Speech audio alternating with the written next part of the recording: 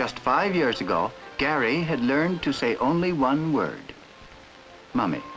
And Debbie had only learned to say bye-bye when her father went off to work. Naturally enough, for learning begins with people and things that are close to us, that we can see or touch or sense. In the years since they were babies, how much have they learned already through touching, hearing, seeing? All right, Gary, you go and sit at your place now, and Debbie, you come over to my desk. Now, I have a picture here. Would you like to go over? Now that they have started school, ahead of them lie years of more formal learning, in which they will have to master the abstract symbols, such as number, word, and letter, which we use to represent the world in which we live. Well, what do the letters say beside the picture? Snail, snail. What sound does that word begin with? Lillian, can you print that sound in the air for me? Oh, that's very good. Billy, can you print that word on the board for me? For these children in their first year at school, the abstract can take on vivid meaning as long as it is related to something that can be seen, perceived. So in school, they are learning just as they have been learning really ever since they were born. Ideally, it would be best perhaps if they could go out and see everything at first hand. But practically, we do the next best thing. We try to bring the images of the world into the classroom. The world, and even the spaces beyond it. Using charts, maps, photographs, pictures, the student begins to understand our increasingly complex world. In advanced classes, like this one, particularly in science, models may be an indispensable starting point for a lesson. And they are useful even for tots in grade 3. Now notice the eyes, pupils, because they're all very big and round on all the owls. We made cutouts of owls and witches for our Halloween party, didn't we? Yes. Why did we choose owls and witches? What do they have in common? John? Witches are wicked and owls are wicked. But more and more, teachers are using film strips as the bridge to understanding. About owls. Let's see what our film strip has to tell us. We've seen one kind of owl, which is on the desk, but there are many different kinds of owls which we'll see in the film strip. Are there any other questions you'd like the film strip to answer? Nancy? What do the owls eat? The facts are important, of course, but much more important is understanding. Will a lesson give these children any inkling of a creature's adaptation to its environment? Will they begin to see the difference between superstitious old wives' tales and scientific facts? Adele, would you draw the blinds, please? John, turn on the projector. Who'll read this caption for me? Billy? To the ancient Greeks, the owl looked wise. Now, why do you suppose the owl looks so wise to the ancient Greeks? Bruce? It had his eyes down. Valerie, have you any ideas? What else? He uses his eyes, he sees, something else. Yes, Valerie?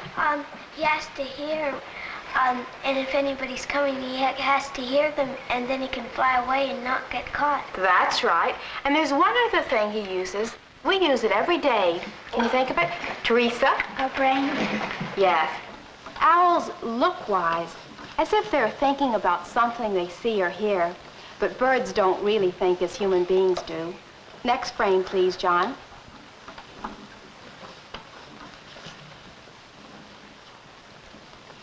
Adele?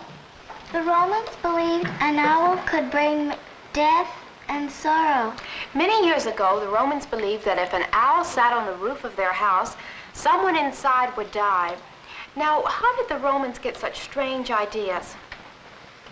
Karen? Because his eyes are big and round. David? When he makes all sorts of noises. Yes, what kind of noises would he make? David? We'll learn more about that later on in our film strip. Karen, can you think of anything else? When do we see an owl? At night. That's right.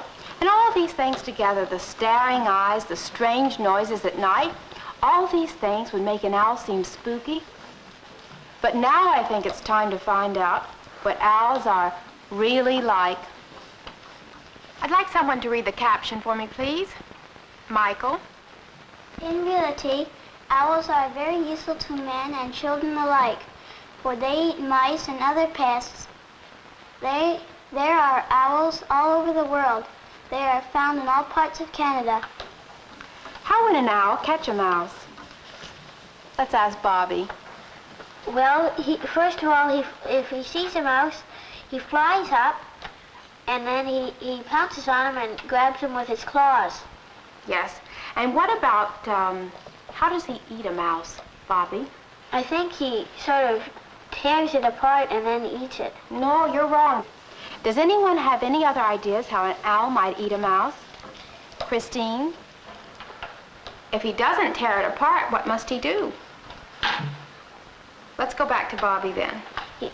I think he eats it whole. That's right, he eats it whole. What does this picture tell us about the great horned owl? Teresa? There's something very unusual about his feet. You notice? What would that be? It's got fuzz on. What else do you notice? Valerie? He's got horns. Yes. What else? Anything else? He's an awfully strong-looking bird. Why is he so fierce-looking? Because of his big eyes. That's one reason. And another would be his claws. Now reread the caption under the picture and tell me what it means.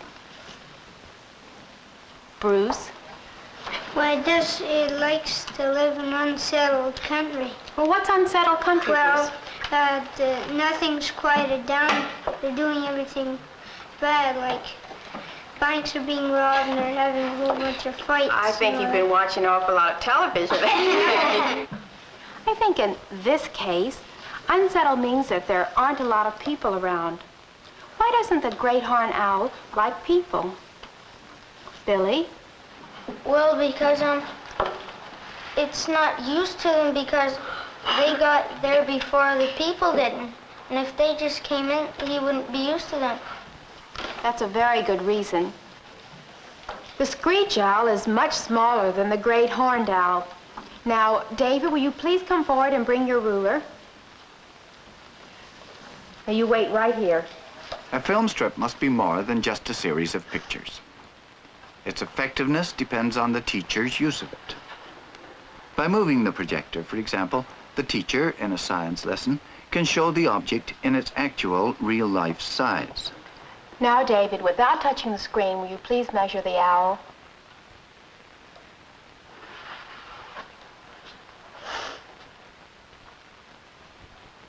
What is it, David? 9.5 inches. Getting the most out of a film strip needs various approaches. Go back to your seat. There's no one set way of using it. Some teachers like first to screen a film strip silently, without any comment whatsoever, so the children get a general impression before getting down to details. And a quick silent run-through can be, of course, an excellent form of review. It may serve a purpose to study a film strip only a few frames at a time. It's sometimes useful to turn back for reference or comparison to a frame already studied. After a lesson, some teachers black out the captions by simply lowering the projector to test what the children have learned purely from the visual. Some teachers find it a good idea to pause for review even during the film strip lesson itself. I'd like someone to identify this picture and tell me everything they know about it. Gary? Well, it's a barn owl. It sleeps in the barn. It goes around at night and sleeps in the day. It has some brown feathers around here. It has a curved beak. In the nighttime, it goes out and you can't hear the wings beat. It has kind of a muffler. And when it sees a mouse, it flies down like that, and here's the mouse, and it flies down like that and catches the mouse and eats it whole. Now, Adele, I'd like for you to name all the owls we've studied so far. Try to name as many as you can. The snowy owl. Yes. The screech owl. Yes. What about the one that's on the screen? The barn owl. Yes, and there's one more. Very big owl. Karen, can you think of it?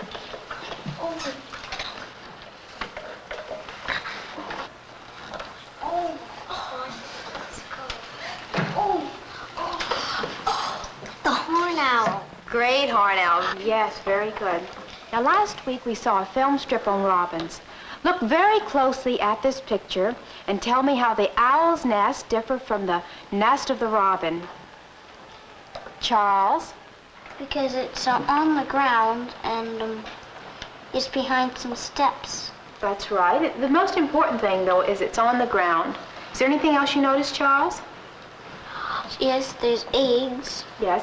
But can you tell what the nest is made of? There's some mud and the grass around it to blend in with the grass that's with it. Yes, and there are a few sticks involved, Yes. too.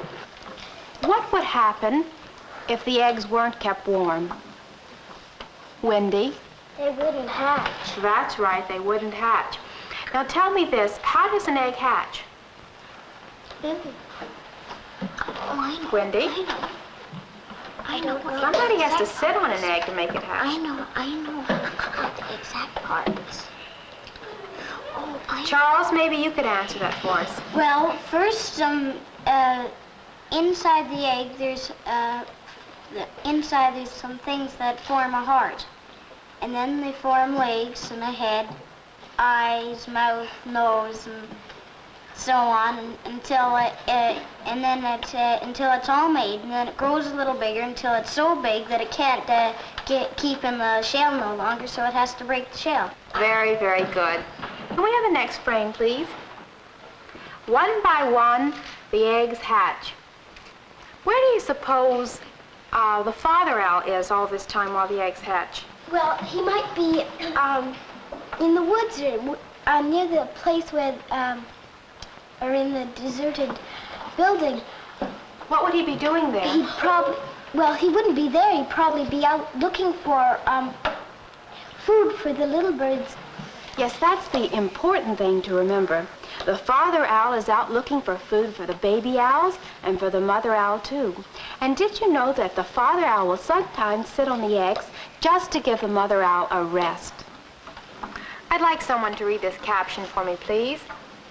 Valerie? Because they are such fine mouses, barn owls are protected by law in Canada and most other countries. What does protected by law mean, Teresa? They can't be killed.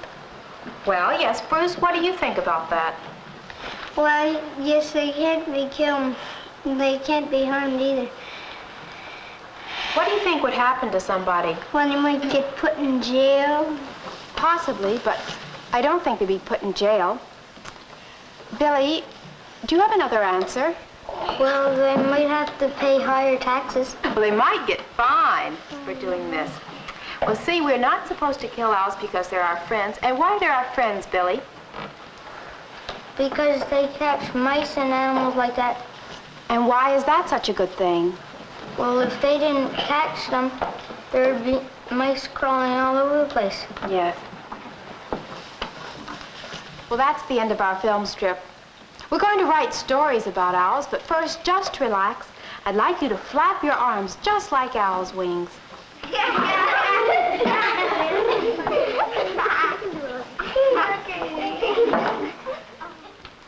But the film strip's usefulness doesn't end with a screening. Yes, Nancy. It needs to be followed up by being linked with other schoolwork.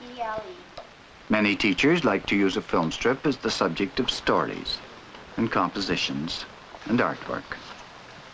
Because the youngsters experience the film strip as a group, it is a good basis for a project, as in this grade 6 class.